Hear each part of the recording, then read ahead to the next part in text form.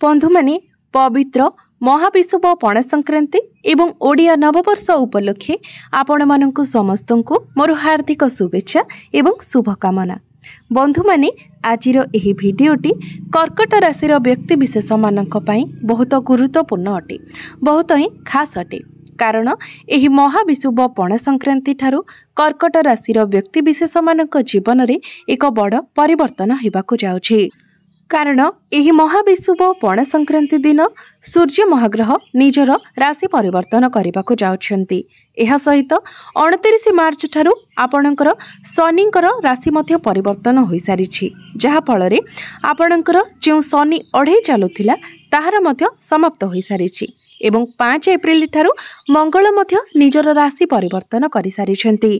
तेबे ए सबुर प्रभाव रे एही पवित्र महाविषुव पणा संक्रांति ठारू आपणकर स्वास्थ्य, शिक्षा, प्रेम जीवन, वैवाहिक जीवन, भाग्य, क्यारियर एवं व्यापार वाणिज्यर स्थिति किभଳି रहिबो, आपणको केउ सबु शुभ फल मिलिबो एवं केउ सबु अशुभ फल मिलिबो, आपणक जीवन रे केउ सबु बड़ परिवर्तन हेबो, से विषय रे आजिर एही भिडियो रे आमे माने विस्तार भाबरे आलोचना करिबा। सेथिपाई आपण माने भिडियोटी को स्किप न करी थरे मात्र शेष पर्यंत निश्चय देखंतु एवं भिडियोटी को लाइक करी चैनलटी को सब्सक्राइब करि दियंतु। कमेंट बॉक्स रे भक्ति एवं श्रद्धार सहित जय श्री जगन्नाथ निश्चय लिखंतु। तो बंधु माने आसंतु आरंभ करिबा आजिर एही कार्यक्रम को, जहाँकि जन्म राशि एवं चंद्र राशि उपरे आधारित अटे।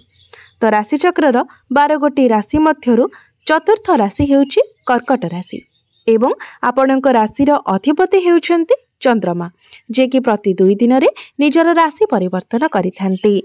तेबे सर्वप्रथमे आसंतु जानि नेबा आपणकर स्वास्थ्य किभଳି रहिबो एही महाविषुव पणा संक्रांति ठारू।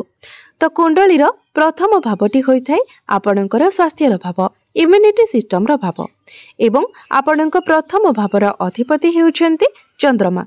तो चंद्रमा प्रति 2 दिन रे निजर राशि परिवर्तन करिथांती। तो बंधु माने एही पवित्र पणा संक्रांति परे आपणकर स्वास्थ्य बहुत भल रहिबो। स्वास्थ्य को नेकी चिंता करिवार कोनोसी भी आवश्यकता रहिबो नाही। तेबे बुध जेहेतु शनि एवं राहुंक सहित आपणकर नवम भावरे एकत्र अछंती, तो स्किन रिलेटेड किछिटा प्रॉब्लम देखा दे पारे, एलर्जी, इन्फेक्शन भली किछि छोट मोट समस्या देखा देबो एवं आपण निजर खाद्यपेय उपरे टिके नियंत्रण रक्षा करंतु। यह व्यतीत आपणकर स्वास्थ्य रे अन्य कोनोसी प्रकार भी समस्या देखा देबो नाही। एबे आसंतु जानिबा आपणकर शिक्षा क्षेत्र किपरि रहिबो एही पवित्र पणा संक्रांति परे। तो बंधु माने कुंडलीर पंचम भावटी होइथाय आपणकर शिक्षार भाव एवं आपणकर पंचम भावर अधिपति हेउछन्ति मंगल। तो मंगल आपणकर प्रथम भावरे विराजमान अछन्ति।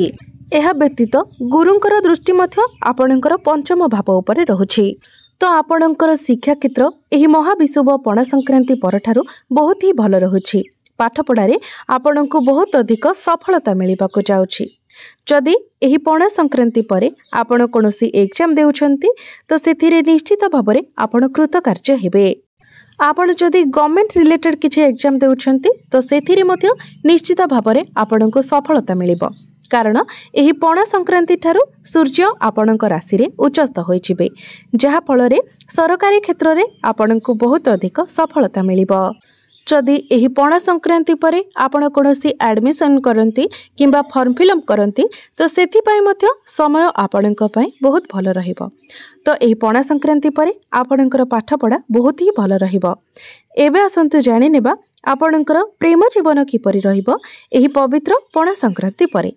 तो बंधु माने कुंडलीर पंचम भावटी आपणकर शिक्षार भाव हेबा सहित पंचम भावटी मध्य होइथाय आपणकर प्रेम जीवनर भाव।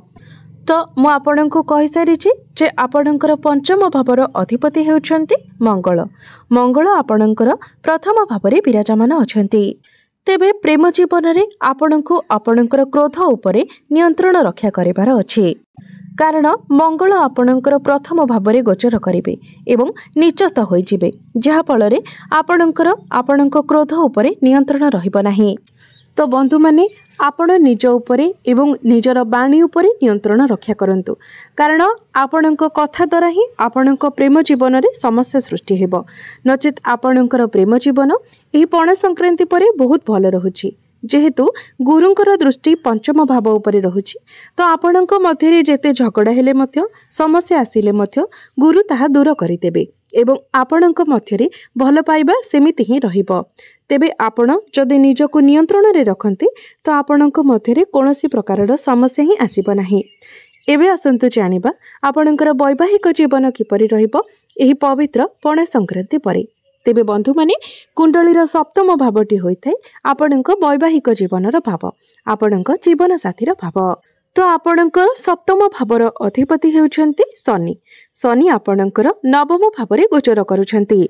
मात्र शनि आपणकर नवम भावरे राहुक सहित विराजमान अछन्ति। शनि एवं राहु एकत्र हेबा फलरे श्रापित दोषर निर्माण हेउछि। तेबे पूर्वरु शनि जेतेबेले आपणकर अष्टम भावरे थिले तो आपणकर शनि अढ़े चलीथिला, जहा फलरे आपणक जीवन साथींकर स्वास्थ्य प्रायतः खराब रहुथिला। आपणकर वैवाहिक जीवन रे मध्य अनेक प्रकारर समस्या देखा देउथिला।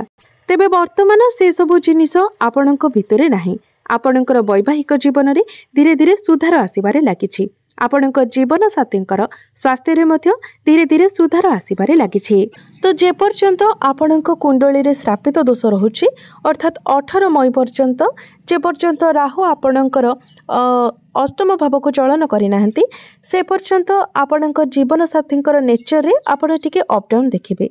एहा व्यतीत अन्य कोनोसी समस्या आपणकर वैवाहिक जीवन रे देखा जाउ नाही। आपणकर वैवाहिक जीवन एही पणा संक्रांति परे भल रहिबो। एबे आसंतु जानिबा सबुठारु गुरुत्वपूर्ण विषय वस्तु आपणकर भाग्य, कैरियर एवं व्यापार वाणिज्यर स्थिति किपरि रहिबो एही पवित्र पणा संक्रांति परे। तो बंधु माने कुंडलीर नवम भावटी होइथाय आपणक भाग्यर भाव। तो आपणक नवम भाव अर्थात भाग्य भावर अधिपति हेउछन्ति देवगुरु बृहस्पति, जे कि आपणकर एकादश भावरे लाभ स्थान रे विराजमान अछन्ति। तेबे आपणकर नवम भावरे 4टी ग्रह विराजमान अछन्ति। तो भाग्य तो आपणकर भल रहिबो किंतु भाग्य रे अनेक प्रकारर बाधा विघ्न मध्य आसीबो।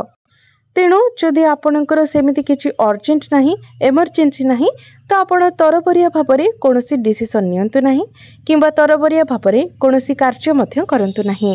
कारण आपणकर नवम भावरे पितृदोष, श्रापित दोष ए सबुर निर्माण हेउछि। कालसर्प दोषर मध्य निर्माण हेउछि। तो आपणको केवल 18 मई पर्यंत अपेक्षा करिबार अछि। कारण सेतेबेले आपणकर कुंडलीरु आपणको कुंडलीर नवम भावरु राहु आपणकर अष्टम भाव को गोचर करिवे।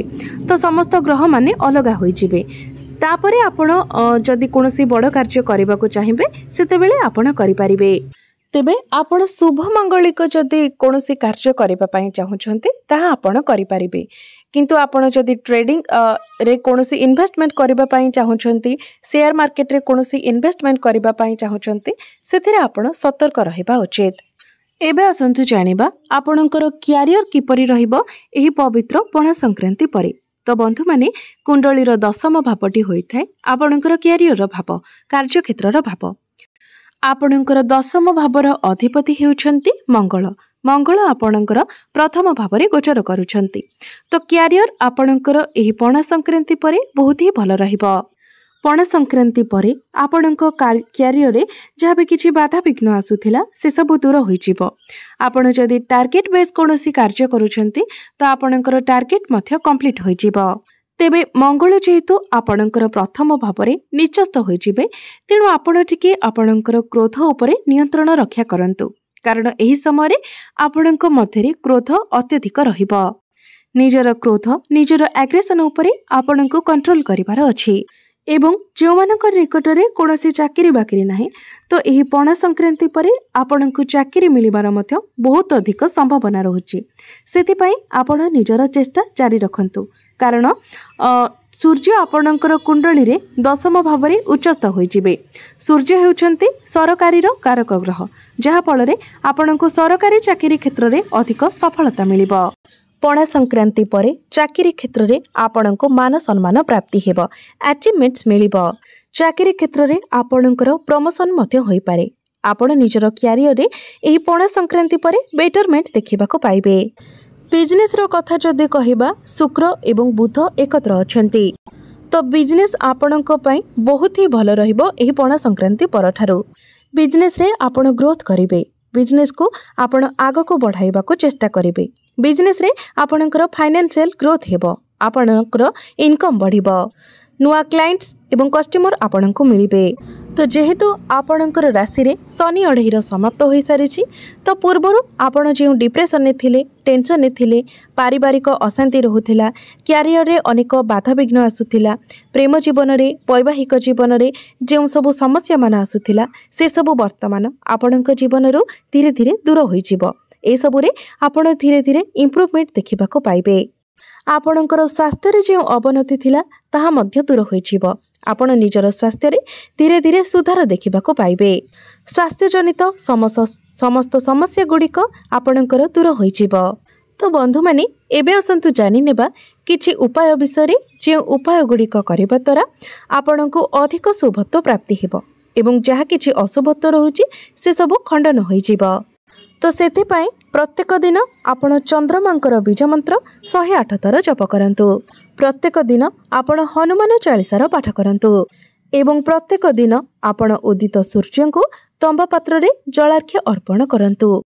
यह सहित प्रत्येक दिन आपण गुरुंकर बीज मंत्र मध्य 108 थर जप करंतु। निश्चित भाव में आपणकर समस्त अशुभत्व गुड़िक खंडन होई आपणको शुभत्व प्राप्ति हेबो, आपणकर भाग्य रे उन्नति आसीबो। तो बंधु माने आपणकर जीवन मंगलमय हेउ, एहा ही ईश्वरंक निकटरे मोर प्रार्थना। धन्यवाद।